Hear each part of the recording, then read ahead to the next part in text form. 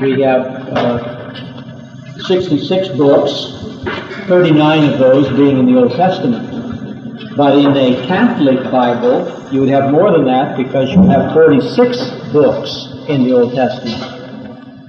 Hebrew has just 22 or 24, depending on the way they divide them. So we have to determine what canon that we are going to use. And then we also have to have some idea of how that canon came into existence in the first place.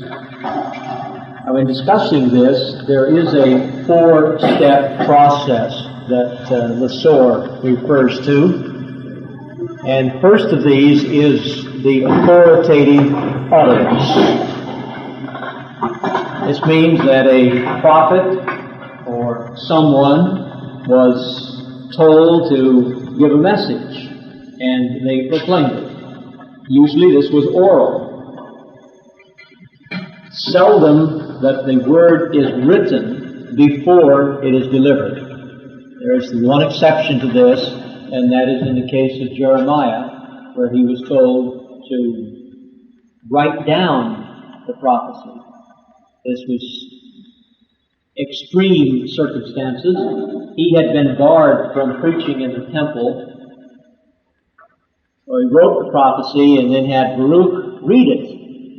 So that was the way he circumvented the restriction that was placed on him. Normally, it would be the authoritative utterance, and then the next thing you do is to write it. So you have an authoritative inscripturation, or the writing down of what was delivered. Many of the prophets, this would be done long after their primary time of service. They would put down on paper or on parchment. They didn't have paper in those days. They did have a papyrus and a parchment. They would write down what had been given to them. So those are the first 2 steps. So you have an utterance, and then you have the writing down of that material. Say a text, authoritative text. Now the third process would be what? If we're talking about the canon that we have, our Old Testament, what would be the next step?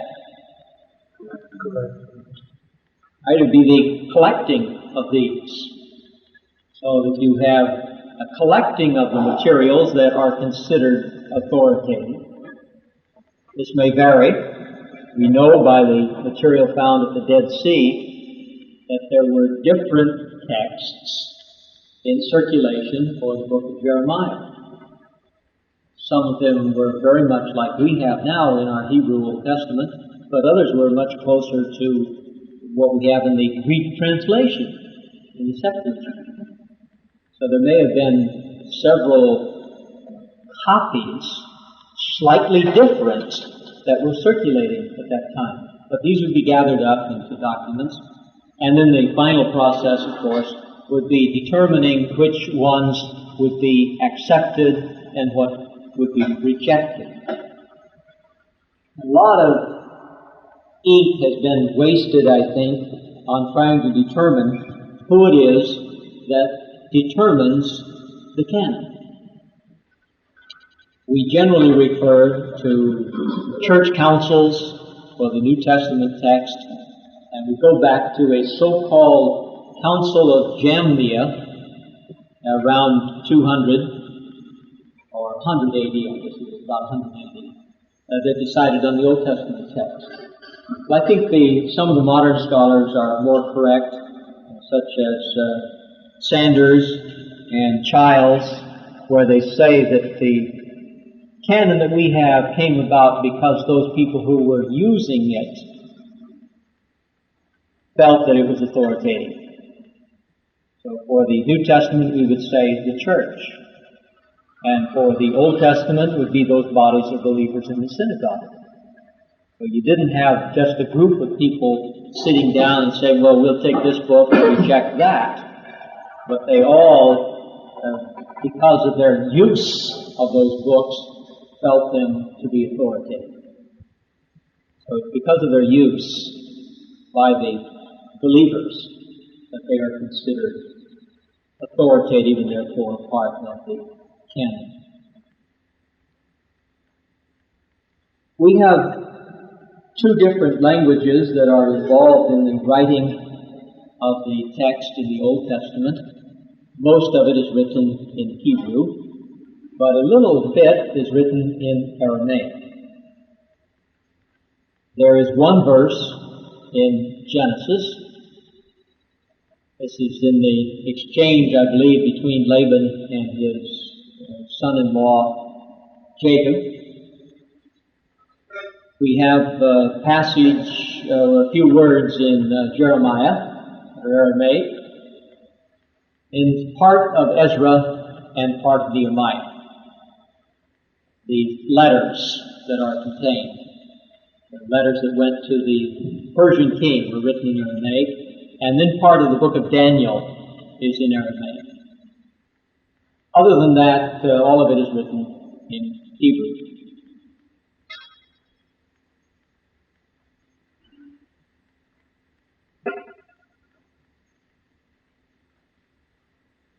One of the approaches that we will be discussing in class, the critical approaches to the text, is textual criticism. We have form criticism, redaction criticism, and all these other criticisms. But what is sometimes called lower criticism is the textual criticism. But what this means is that you attempt to go back to the original text as closely as possible. We don't have any of the original texts. So what the scholars have done is to examine all of the texts that we have and try to determine which is closest to the original. That becomes the text then which we rely for our interpretation of the Old Testament. In order to understand the problems that are faced, you should know a little bit about the history of the transmission of the Old Testament text. We know very little before the time of Jesus.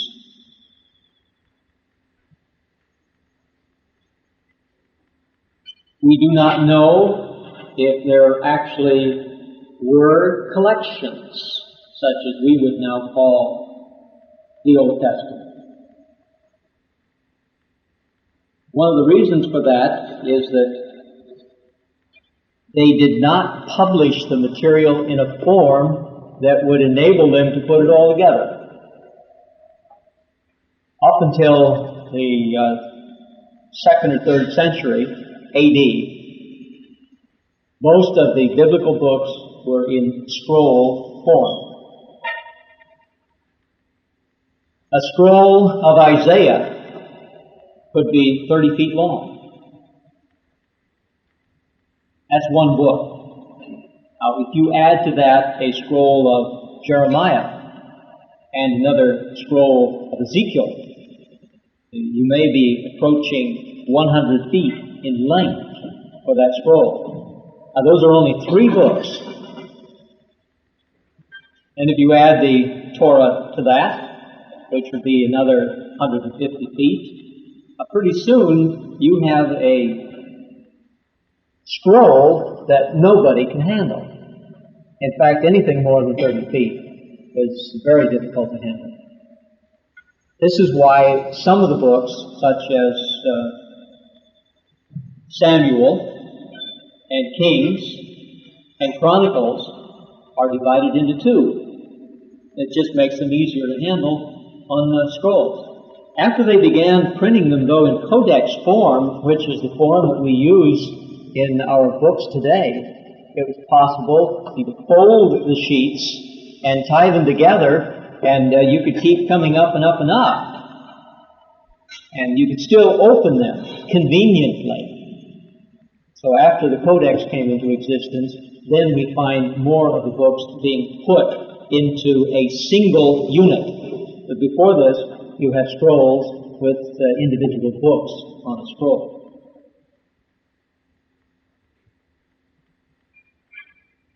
After the time of Jesus, the time of Rabbi Akiva,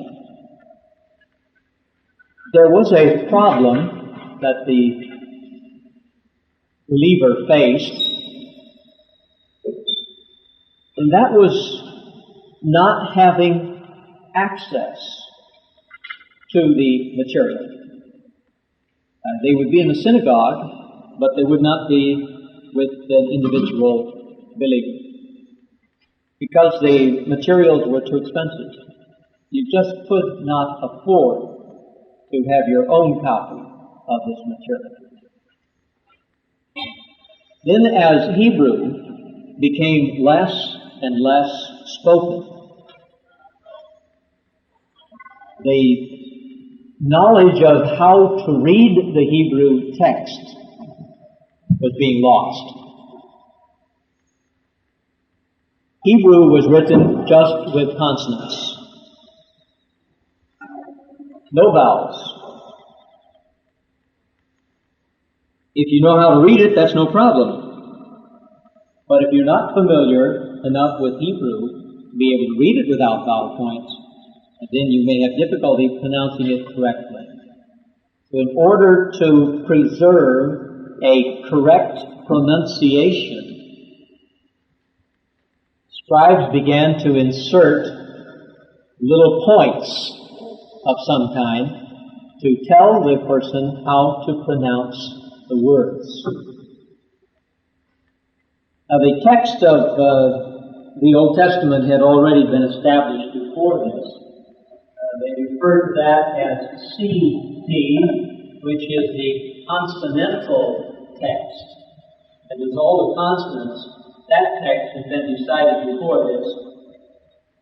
But the vowel points were put in somewhere between 500 and 900 AD.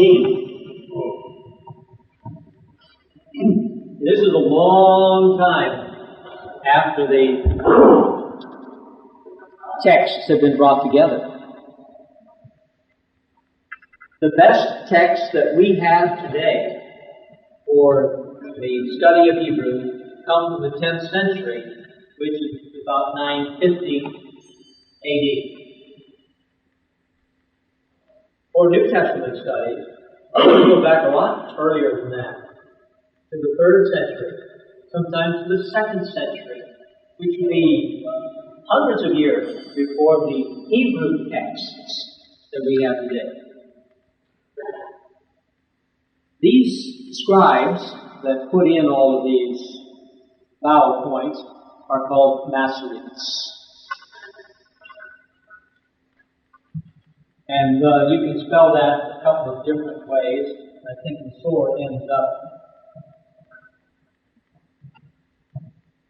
spelling it this way, although oftentimes you will see it with 2 S's. And these individuals standardized the text, and no other version of the text was allowed. So what we have today, for the most part, are copies of this standardized text done by the Ben Asher family. The Hebrew Bible that we use in class, the Stuttgartensia, is based on one of the Ben Asher texts. The new version that is being worked on in Jerusalem is from the Aleppo Codex, and that's done also by the Ben Asher family back in the 10th century AD. If we don't have a Hebrew text that goes back earlier than that, how do we determine what is the best reading in a scripture? This is the earliest text that we have, about 950 AD. And all of them are the same now. What if we think that there might be an error in that text? That it's read another way. How do we determine which is the best text? The idea? We don't have the original manuscript. Not available. What can we do? The Dead Sea Scrolls, are they earlier than that? Right, the Dead Sea Scrolls have helped out. We do not have a full Old Testament from the Dead Sea Scrolls, but we do have 2 copies of Isaiah, and every book in the Old Testament, with the exception of Esther, is represented. And the Dead Sea Scrolls go back to about 150 BC, which gives us texts that are 1,000 years older than these Ben Asher texts. They don't have vowel points, but the consonantal text is represented at the Dead Sea, at Qumran. Now that will help us for those texts that are represented, but it also creates a problem. At this site of Qumran,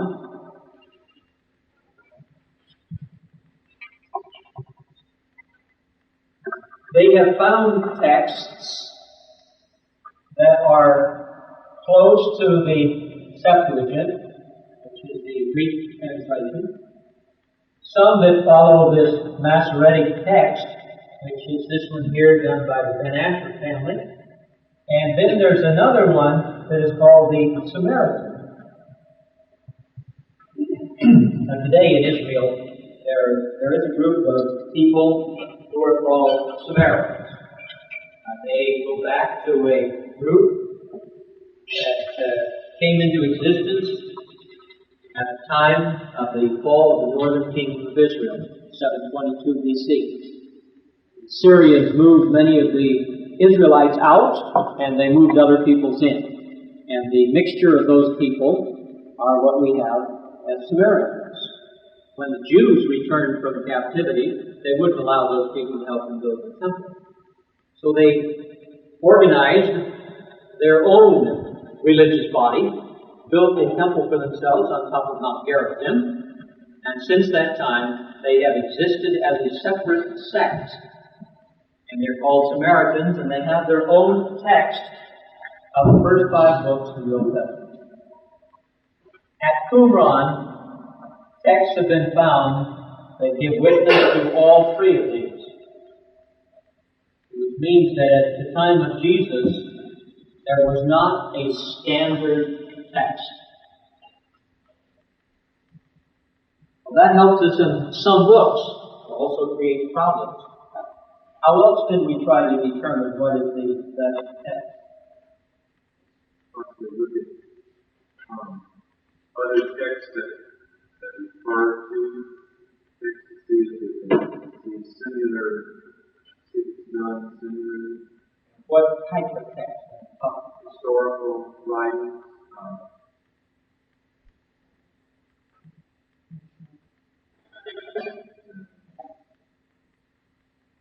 We don't have any that would be called historical in a sense like Josephus, that would refer to the text. But we do have other texts that give us what is in the original, and those are the translations. Mentioned that part of the Old Testament is written in Aramaic. In the time of Ezra, it says that Ezra read the law, and then it was interpreted to the people. We're not quite sure just what that means. Maybe that he read the text, or had the text read in Hebrew, and then it was translated into Aramaic so that the people could understand it. In the Persian Empire, most everyone spoke Aramaic. But we do have some targums, and these targums give us the Hebrew text. Now, Targum comes from the Hebrew word which means to translate. In fact, today, if I say to the students, Targem Bavakasha, it means translate, please. So Targum is translation. These are usually in Aramaic, and they will tell us then what is in the Hebrew text. So we use the Targums, and most of those come from 2nd century BC up to the 5th century AD. What else can we use? That part of that group of writings. The Mishnah would be the interpretation of the law, commentary on the law, and then Targum, the commentary on the Mishnah. So that would be, I would include that as part of that.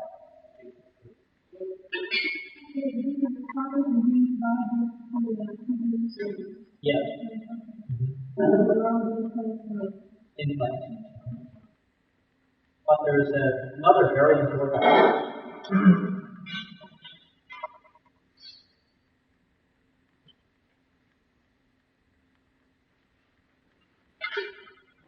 Septuagint, the Greek translation of the Hebrew.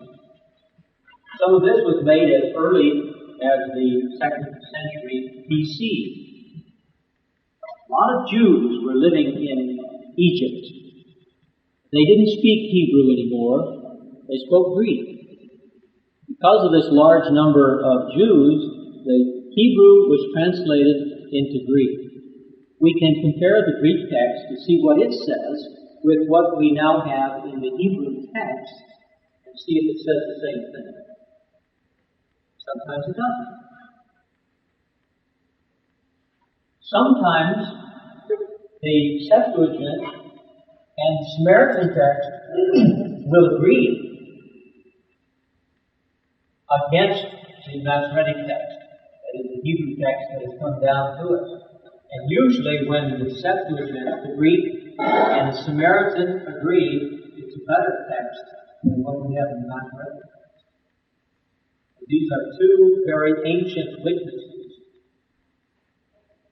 So what we do is we use all the translations that we can, see what they say, how they understood it, and that gives us a better idea of what the Hebrew probably said in the first place. The differences between the Septuagint and the American, how great of a difference can we get in there? It can be a great difference in some cases. For instance, in Ezekiel and Jeremiah, the Greek text is a lot shorter. It may be that someone just didn't want all the repetition that we have in the Hebrew text of those books.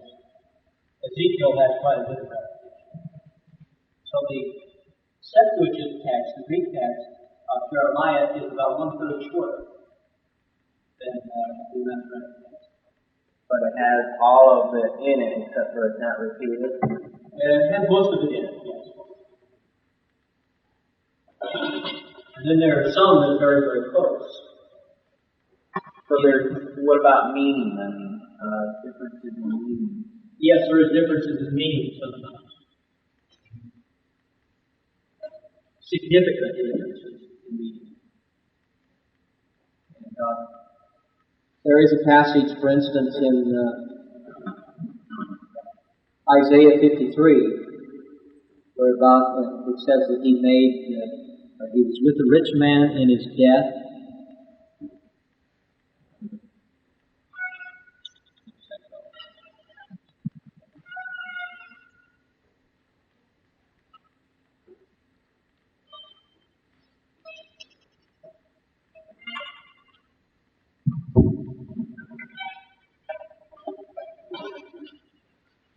Oh, he was assigned a grave with the wicked and with the rich in his death. Septuagint does not have death, it has sepulchre. And it looks like that is the preferred reading. And I would prefer to see in here that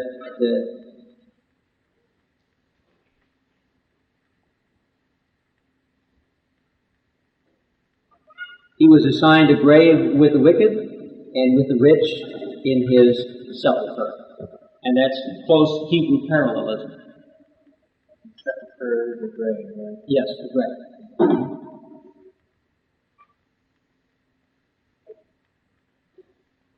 There's good evidence that it should be a grave rather than death. In that case.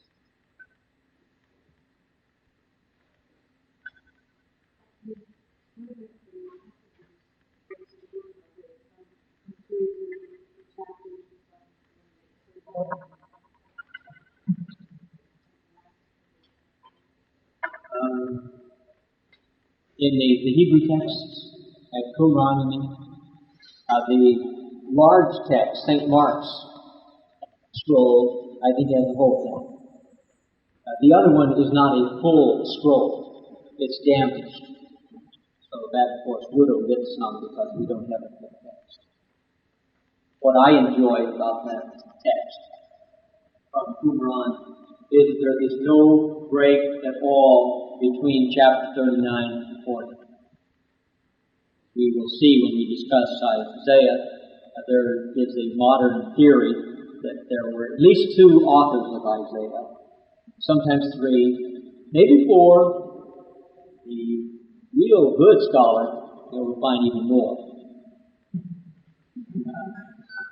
But in this particular text, on the page where this occurs, chapter 39 ends right here. And there isn't even a paragraph break.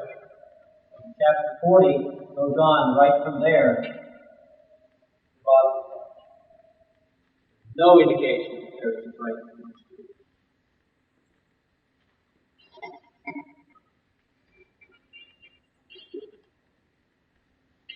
Perhaps I have painted a picture that's a little bit too simple for the work that's being done, because I've referred to the Septuagint. You probably think that's one text, and the Masoretic text is the second, and Samaritan is the third, and all we have to do is compare these. Well, there are a whole bunch of versions of this Septuagint text. There are 3 people that had their own Greek translation, sometimes to counteract what was being done in the Christian church. The Christians were using the Septuagint to prevent them from interpreting it the way they wanted to make Christ the fulfillment of the Old Testament. They had a new translation. Aquila did this. Aquila has a very literal translation where he tries to devise a text that cannot be used by Christians to prove their points. And then Theodotion and Symmachus also have Greek translations. Then there are some other languages that are also used but are not quite as important as Coptic and Ethiopic, which were translated fairly early, and of course earlier than the extant Hebrew texts that we now have. Well, that's basically the formation of the Old Testament text. What I would like to do now is go to geography.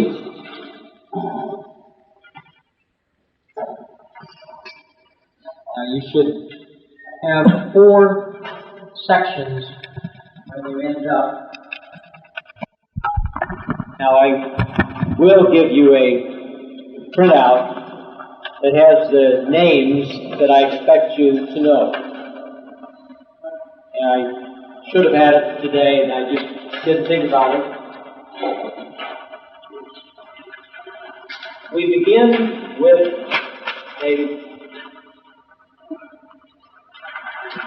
going from the west to the east, and you notice on this that the map is oriented to the east.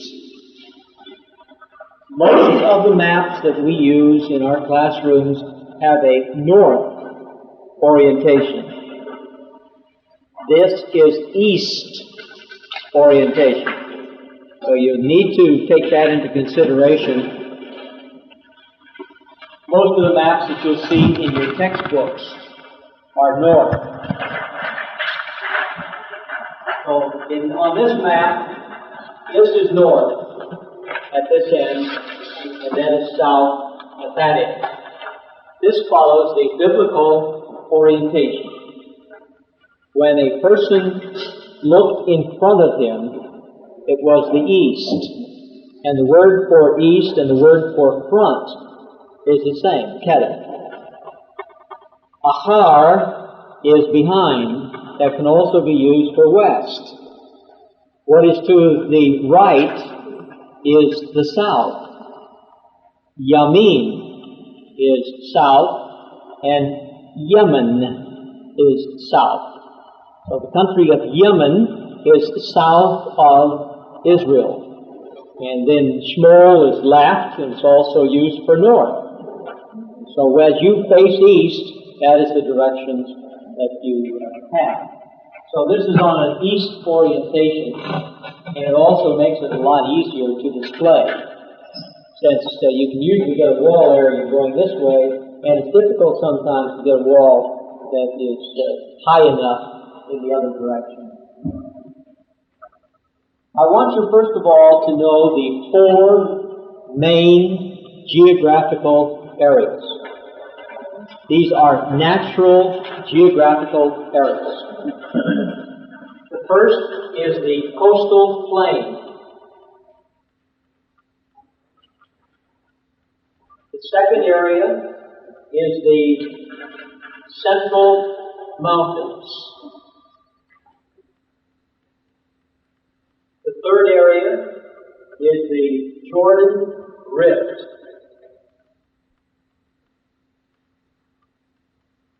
And the fourth is the Transjordanian highlands, or plateau. Now those are four distinct geographical areas in Israel. Now those of you who have had the Intro to Old Testament lit, this is old hat to you, since you worked on the student map manuals all.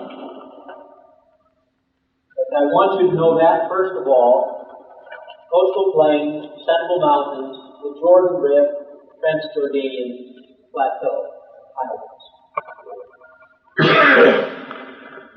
If we were to take and cut the land of Israel here at the Dead Sea, and then look at it from the side, we find that it's a very strange phenomenon.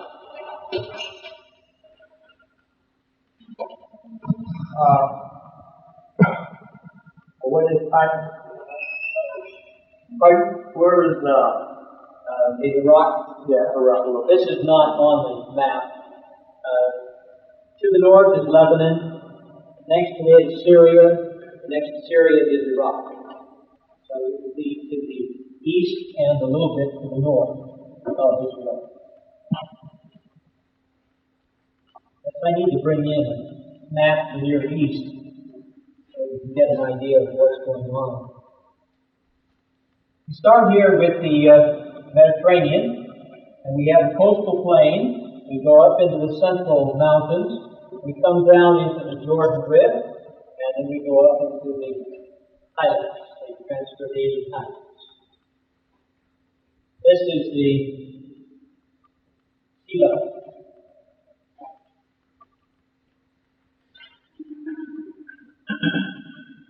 Almost all of the Jordan Rift, from the Sea of Galilee back from Lake Hula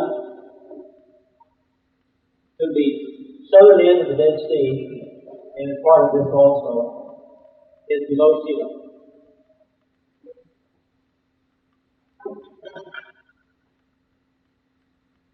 They have been thinking of cutting a canal that would go from Gaza, which is this this area.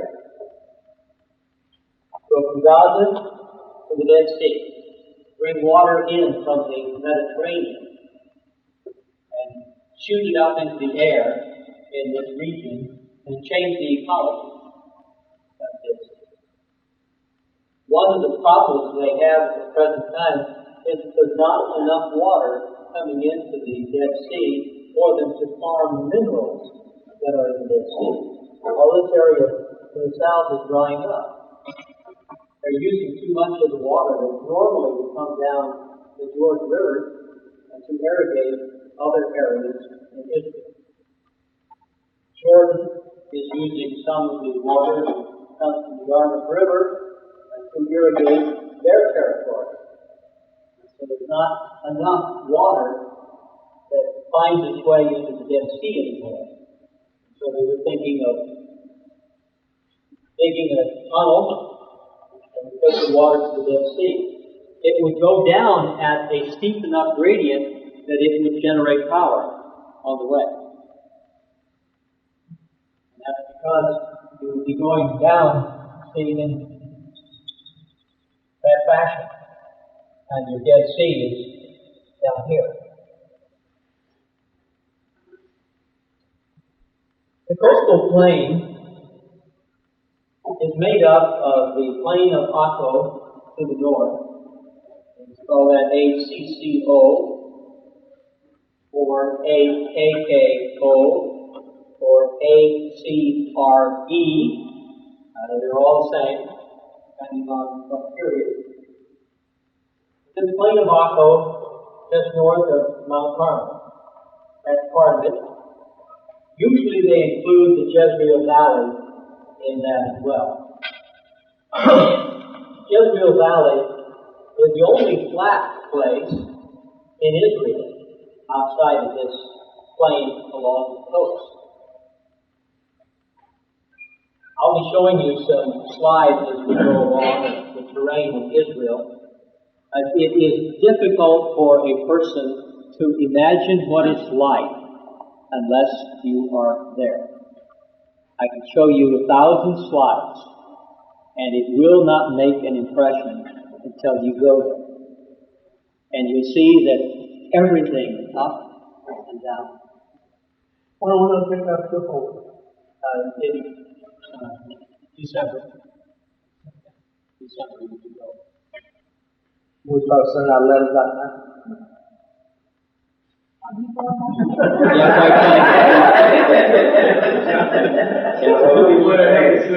Yeah, quite we're hoping eventually to have some kind of scholarship fund for students to go to Israel, hopefully to study for the whole summer in Israel.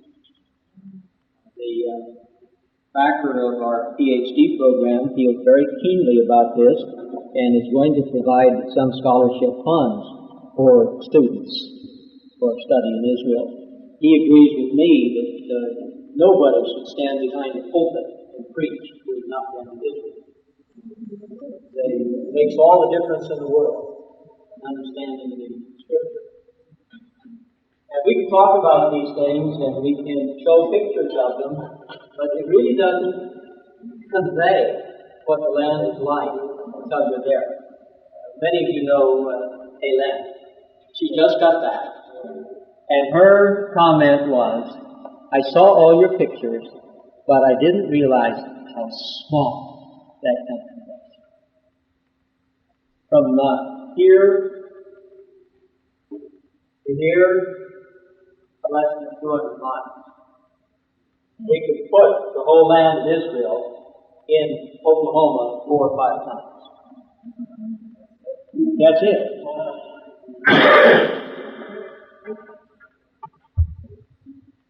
It's about 60 miles from the coast here to the Dead Sea. Average of about 30 miles territory. If you look on the map, and you see the way in which Israel and the Palestinian state was divided originally with the blue line. Samaria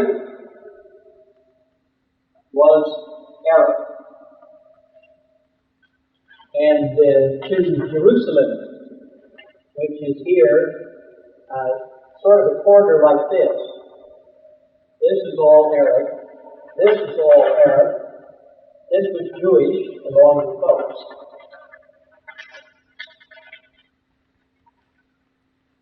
It was almost impossible for the Jews to defend themselves the way that was divided up.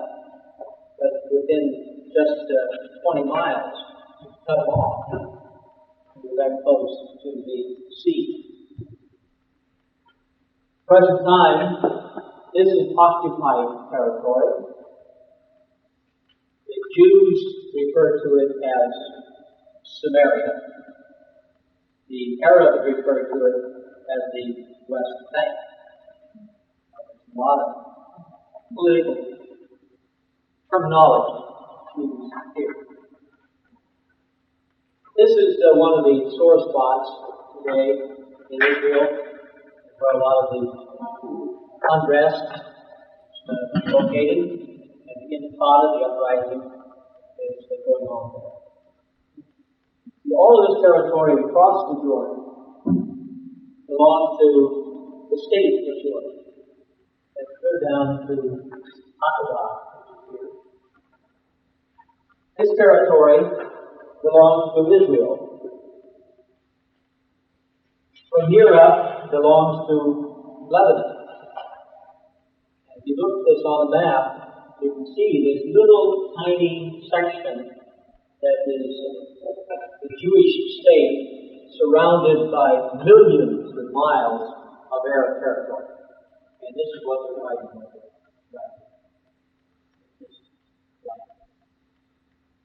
And I promise you there will never be a solution to the problem, the Arab-Jewish solution, as long as there is one Jew that owns property in Israel. What happened in the 7th century was that the Muslims invaded this territory and it became a Muslim state. When the Jews fought the Arabs in the 1948 war and set up a Jewish state, it meant that some of this territory was then taken from the Muslims, which means it was taken from Allah. Any territory once ruled over by Allah must always be ruled over by Allah. So it is the consideration of the Arabs that they are responsible to get all of this land back so that Allah can rule it. So as long as there's a Jewish state, you're not going to have any peace in this area. They can talk all they want, but they're not going to be. The plain of Akko, the Jezreel Valley, this is where most of the battles took place. It also has another name. The town of Megiddo is right here, and there's an Aramaic name that is called Ar-Megiddo. And we have anglicized that to Armageddon. So the Battle of Armageddon is destined to take place in this triangle that is known as the Jezreel Valley. This is where Saul, the first king of Israel, lost his life. This is where Deborah and Barak fought their battle. This is where King Josiah was killed at Megiddo when he tried to stop the Egyptians from coming through. So a lot has happened in that little area. And we move to the south to the Sharon Plain and the coastal plain, or the plain of Philistia. And those are the areas then that we call the coastal plain. It's about 25 miles in length and about 15 to 20 miles in width. Not very. Therefore, an Old Testament prophecy where the Transjordan is occupied by Israel or Moab? No, fact, in most of the lists that are given, Transjordan is not included in the state district. It is occupied by the 2.5 tribes. Usually when the boundaries are given, the boundary is given coming down to the Sea of Galilee, and then along the Jordan River, and everything to the west of that, but Transjordan does not include. But it does include parts of Lebanon and parts of Syria up to Access. You can have roads that go between those mountains. You do not have that in the northern section of Upper Galilee. There you have to follow ridges. Samaria is the next section, sometimes called Mount Israel. In Judah to the south.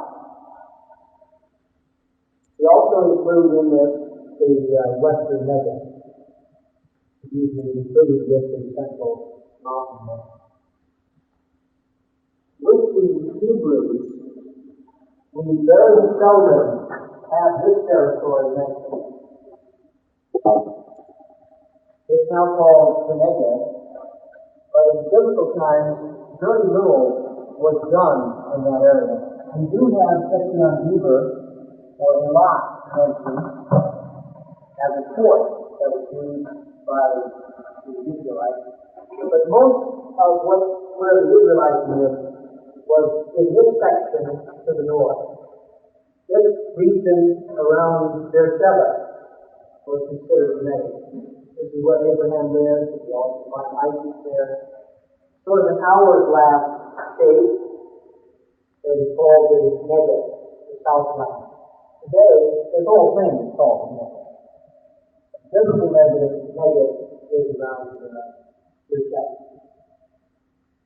We have the coastal plains, we have the central mountains, then we have the Jordan Rift. The Jordan Rift begins in Turkey. It runs through all of Israel to the Gulf of Elat, down to Central Africa. Now this was caused by a violent shift in the earth's crust.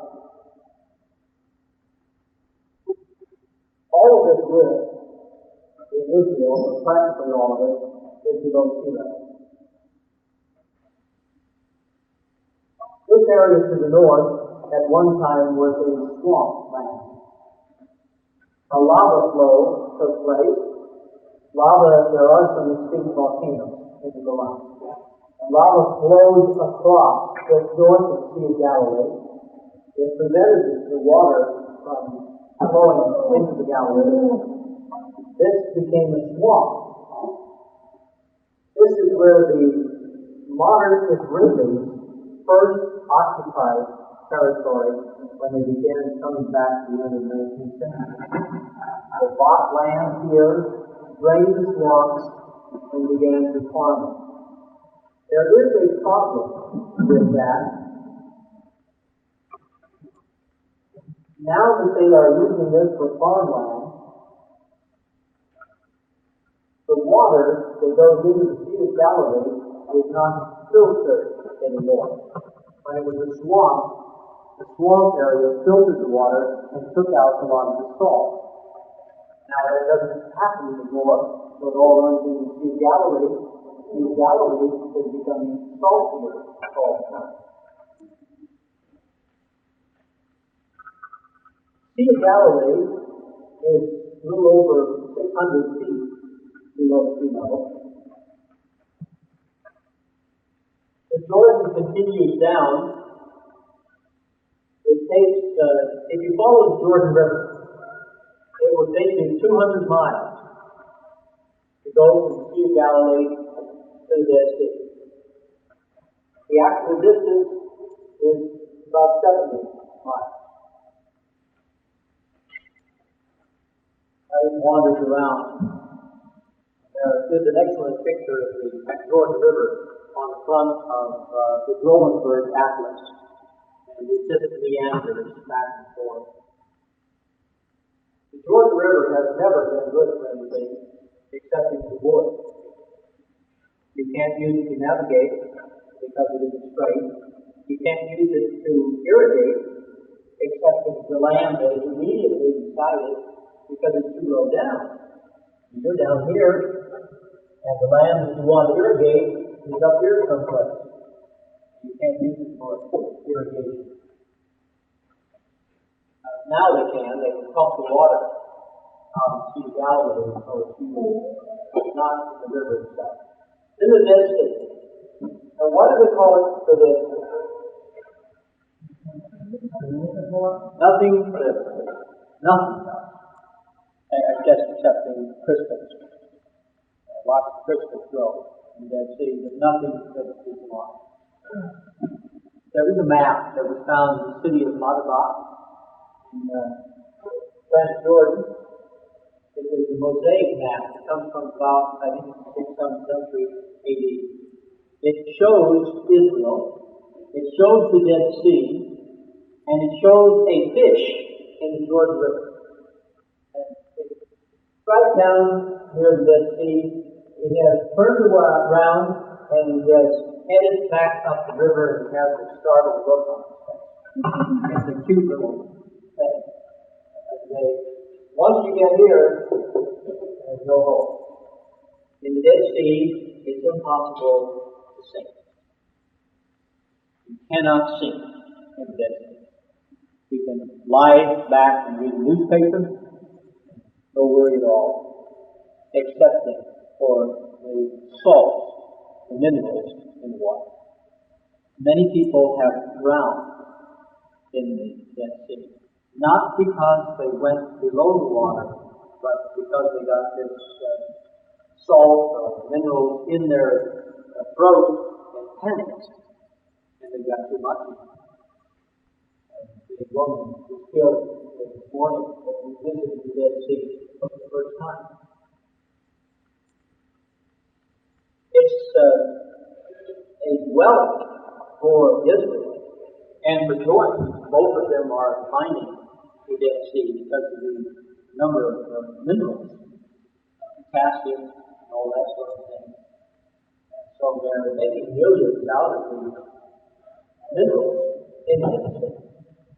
The Dead Sea is almost 1,300 feet below sea level.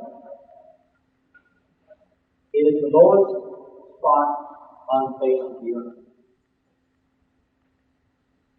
The northern end of the Dead Sea is 1,300 feet deep. And there at the northern end of the Dead Sea, the actual bottom of the sea is 2,600 feet below sea level. About half a mile. About 2,600 feet below sea level, to the bottom of the Dead Sea.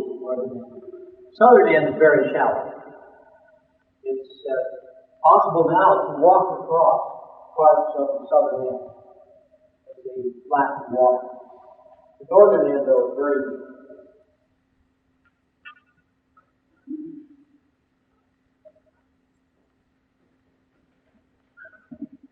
What would happen if Israel would put an inland port so that Jordan would have a port that they could use? You just cut a canal through. This would be a good place to cut it because you have the Jezreel Valley that's kind of low. Just cut a canal through here over to the Jordan River. And then we could have an inland port. And all this territory here would then become sea. Because all of those people. In the Living Bible translation of Samuel, where it speaks about fighting against the city of Ramoth Gilead, Joab sends word back to David, we have captured the city with its forts, and come and be present when we take the city, so it will be called after your name, sort of thing. Where is the port? for Raymond City over at Bottomona, sorry, we're going to Bottomona.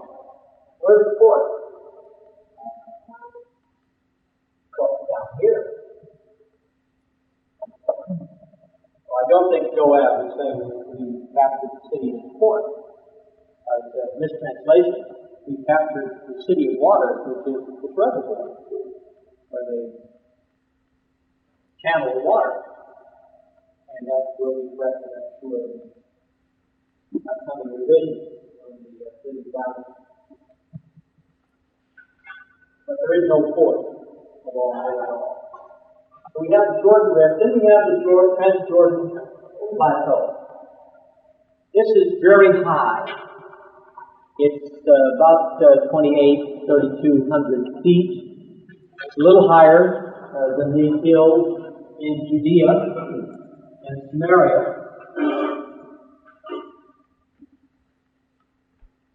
It's basically a plateau area.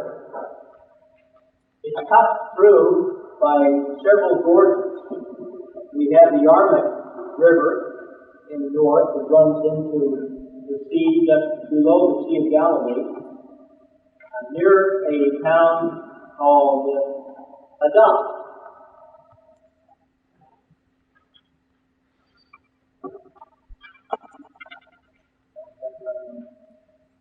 I think too far north for Adam.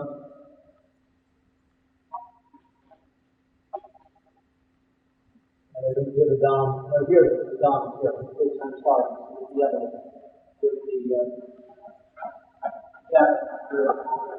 The Yarmouth River comes in here.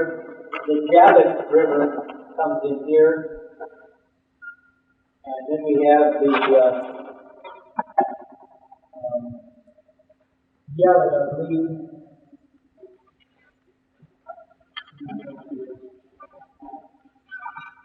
I think it's the Jabbok that comes in at this point. But you have the Trans-Jordan Plateau that is divided by these gorges, which makes travel difficult. If you want to go south, you have to go down into the gorge and up again, down and up and down and up. Now there is a highway, a main highway that runs in Trans-Jordan, called the King's Highway. It's just a little off the map here. The red line is part of it here. That's one branch of it. There is a second branch that is farther to the east that gets away from these gorges. And it's this line, and it would go a little bit farther to the east and then on up to Damascus. There are only two main highways in Israel. One is a coastal route, which comes from Damascus, crosses over near Hatzor, just along the coast of the Sea of Galilee, through the Jezreel Valley, along the coastal plain, to Egypt, as the coastal highway. The other is the Trans-Jordanian route, the King's Highway. The rest of it is too difficult for international travel. We do have the Way of Patriarchs that we'll talk about that is along the ridge route on the top of the hill. This topography of the country also determines where people are going to live, where people will travel, where there is land that is available for cultivation, and where the rain is going to fall. The rain always comes from the Mediterranean. The air currents come in from the west. Because the central hills are much higher than the coastal plain, it forces the air up. And as air ascends, it cools. And when it cools, it cannot hold as much moisture, and therefore there is precipitation along the western side of the mountain. As the air starts to descend, it warms.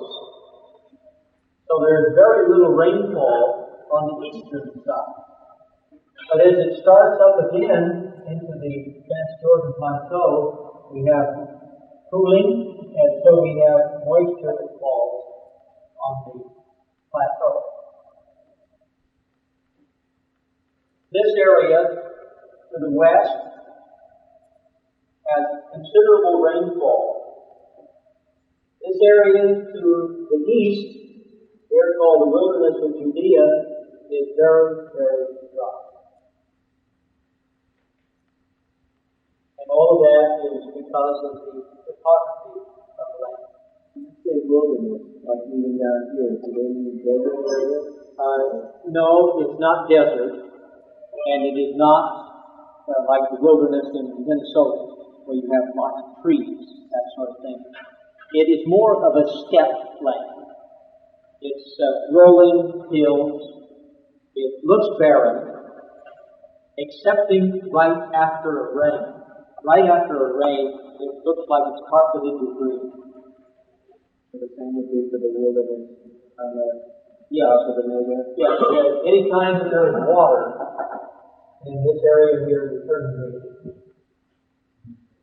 Although the wilderness here generally gets a little bit more moisture than this southern part.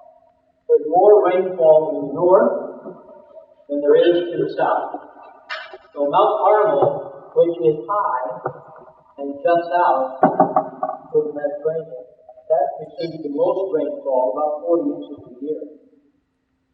Jerusalem will get about 25 inches a year. Beersheba, if it's a good year, they may get 5. One of the best areas for agriculture is Jericho. Notice where Jericho is. It's on the eastern slope of the mountains, so it's here in this region. Now, why is Jericho so prosperous? Why can they raise so much material in Jericho? If the rain is here and Jericho is there. Now, Lord does do it. It's the spring that comes out of Jericho, which is from the rainfall on the west. This has layers that run in that direction.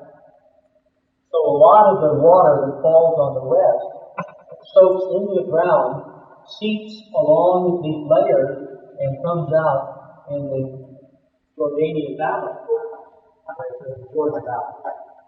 So you may have a spring at Jericho that produces thousands of gallons an hour. No rainfall. Because of the rain over here. Sometimes this water will take years to seep from here to here. So you may have a year when there's a lot of rainfall and the spring dries. And the year of drought and lots of spring. It's all spraying because of the amount of time that it takes for the water to seep. Okay, we better stop there. Steve has said we need to stop our classes on time. Dr. Hayden, on that map up there, Yes. after